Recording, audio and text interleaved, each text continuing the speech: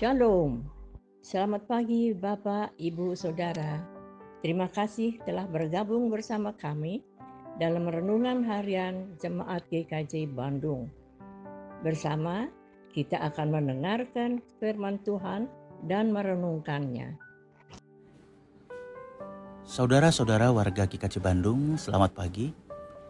Pagi hari ini Kamis 30 Januari 2025, kembali kita bersama-sama di dalam renungan harian Jemaat GKJ Bandung. Saudaraku yang terkasih, sebelum kita membaca dan merenungkan firman Tuhan, marilah kita satu di dalam doa. Bapa kami yang bertata dalam kerajaan surga, sungguh kami bersuka cita dan bersyukur kepadamu Tuhan atas kehidupan baru yang Tuhan berikan kepada kami. Bapa, pagi ini kami hendak membaca firman-Mu, kami hendak merenungkannya. Kami memohon pertolongan Roh Kudus agar kami boleh mengerti firman Tuhan dan dapat memeliharanya di dalam kehidupan kami. Terpujilah nama-Mu ya Tuhan, di dalam nama Tuhan Yesus Kristus kami berdoa. Amin.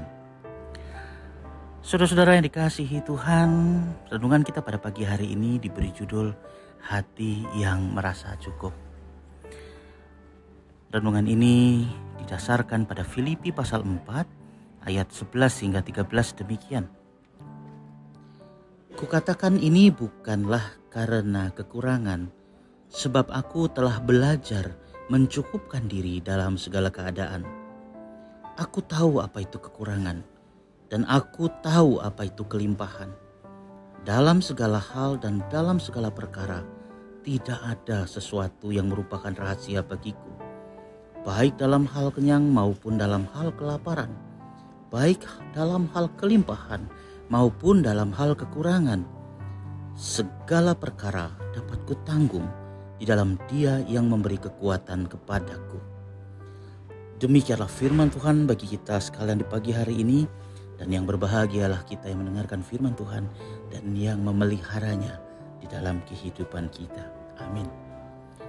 Saudara-saudara yang terkasih dalam Tuhan, saat ini kita telah hampir 1 bulan memasuki tahun 2025. Bagaimana kabar saudara semua? Dan mungkin di awal tahun ini masih relevan jika saya bertanya kepada kita sekalian, apa yang menjadi resolusi saudara tahun ini? Apa yang menjadi tujuan yang ingin saudara-saudara capai di tahun ini? Apakah harapan-harapan itu membawa kita semakin dekat dengan Tuhan? Jika kita melihat di dalam kitab Pengkhotbah pasal 1 ayat 9 di sana dikatakan, apa yang pernah ada akan ada lagi.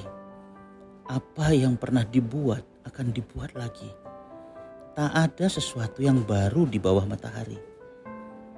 Saudara-saudara sekalian, ketika kita merancang rencana-rencana kita, tentu kita ingin memberi yang terbaik. Kita ingin mencapai yang tertinggi. Tetapi bila kita melihat kehidupan sebagaimana digambarkan dalam khotbah ini, kita seolah diingatkan jangan sampai kita mencapai atau mengejar sesuatu yang membuat kita justru semakin jauh dari kesadaran akan makna hidup kita. Kita diingatkan lagi, hidup ini memang sementara, seperti uap dan seperti nafas. Sebentar kelihatan, tapi sejenak kemudian ia hilang. Hidup memang penuh tidak pastian. Oleh karena itu saudara-saudara dikasihi Tuhan, pada saat ini, pada kesempatan ini kita diajak lagi untuk melihat apa yang ingin kita capai itu. Apakah semua itu membawa kita kepada sebuah makna dalam kehidupan?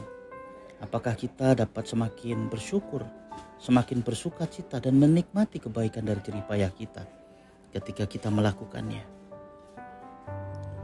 Saudara-saudara yang dikasihi Tuhan, oleh karena itu ketika kita merancang masa depan, kita merancang tujuan-tujuan kita, janganlah kita dikendalikan oleh hawa nafsu kita yang membuat kita selalu haus seperti meminum air laut. Semakin diminum semakin haus. Tetapi marilah belajar untuk mencukupkan diri, untuk terus dapat bersyukur kepada Tuhan. Dan bila kita berbicara tentang ini, Salah satu tokoh Alkitab yang mengajarkan kita tentang merasa cukup itu adalah Rasul Paulus. Paulus mengatakan bahwa dalam hidupnya ia telah belajar mencukupkan diri dalam segala keadaan. Saudara-saudara yang dikasihi Tuhan, mencukupkan diri dalam segala keadaan itu membuat kita bersyukur dan bersukacita. Rahasia Paulus adalah ia dapat merasa cukup oleh karena ia dekat dengan Yesus.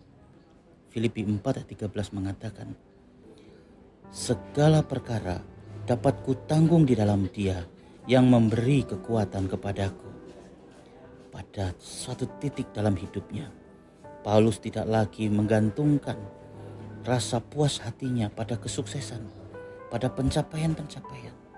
Tetapi dalam kerendahan hati, ia tahu bahwa semua itu datang dari Tuhan, dan di dalam Tuhan ia menemukan makna hidup. Saudara-saudara, selamat menjalani dan mencapai tujuan-tujuan saudara. Kiranya kasih dan penyertaan Tuhan menyertai kita semua, dan biarlah apa yang menjadi tujuan kita itu membawa kita semakin dekat dengan Tuhan, semakin memahami kehidupan, semakin rindu akan mengucap syukur pada Tuhan. Dan kita tahu bahwa kita berjalan bersama dengan Tuhan dalam kekuatan yang Ia berikan kepada kita. Semoga kita diberikan hati yang senantiasa mampu merasa cukup. Tuhan Yesus memberkati kita. Amin.